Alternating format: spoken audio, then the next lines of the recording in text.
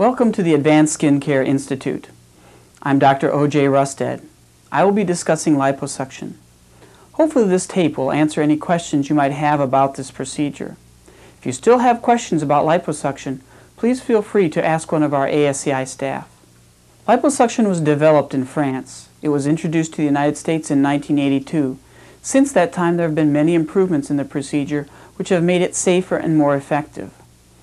Liposuction is a technique used to remove areas of localized fat that have resisted shrinkage by diet and exercise. The most common areas that are treated are the neck, abdomen, sides, hips, buttocks, and thighs. Other treatable sites include arms, knees, and ankles. Liposuction is not a means of weight loss.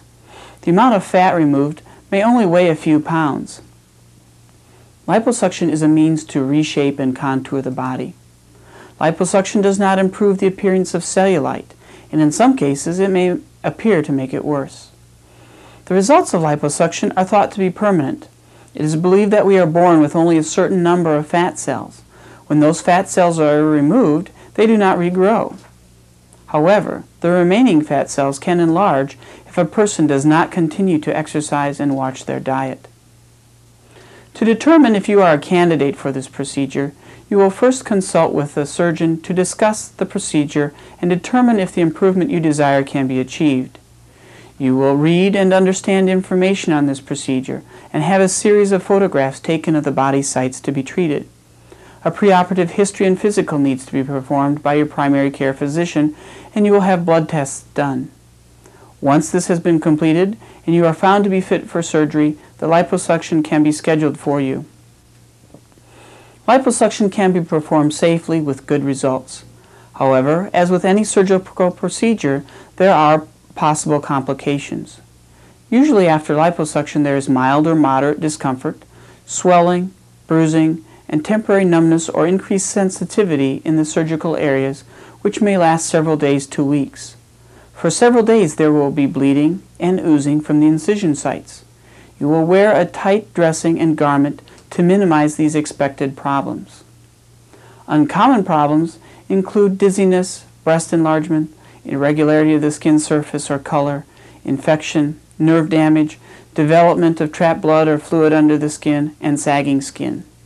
If sagging skin occurs, a second operation to remove it may be required. Additional risks are associated with the use of anesthesia. These include an allergic or toxic reaction to the anesthetic, heart or breathing problems, nerve damage, and rarely death. Let me explain and show you the procedure in more detail as it has been performed on one of our patients. On the day of surgery, you will need to be driven to the office and home again. Once at the office, any question you have will be answered. You will then be taken to the operating suite. The areas you want treated are confirmed with you. The areas to be treated are evaluated with the pinch test. By pinching the fat between the fingers, the amount of fat can be determined at various locations.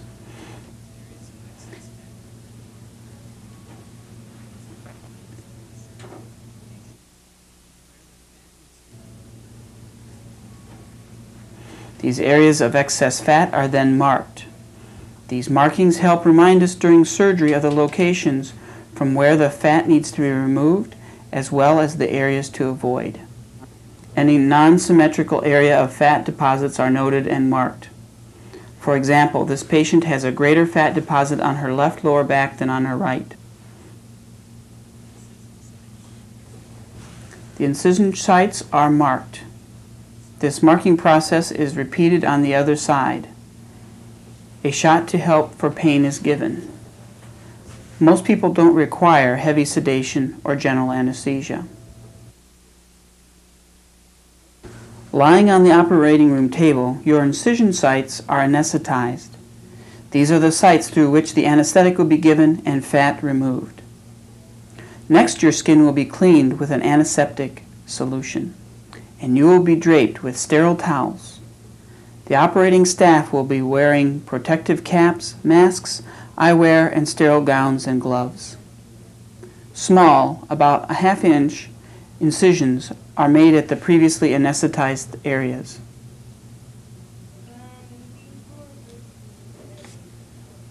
The local anesthetic is then slowly infiltrated into the areas to be treated. There is usually some moderate discomfort and a cool sensation as the anesthetic numbs up the skin and fat. It can take 10 to 15 minutes for each site that is anesthetized.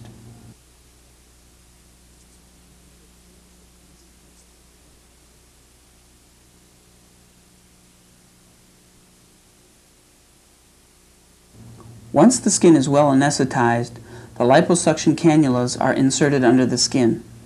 Fat is then removed by aspiration.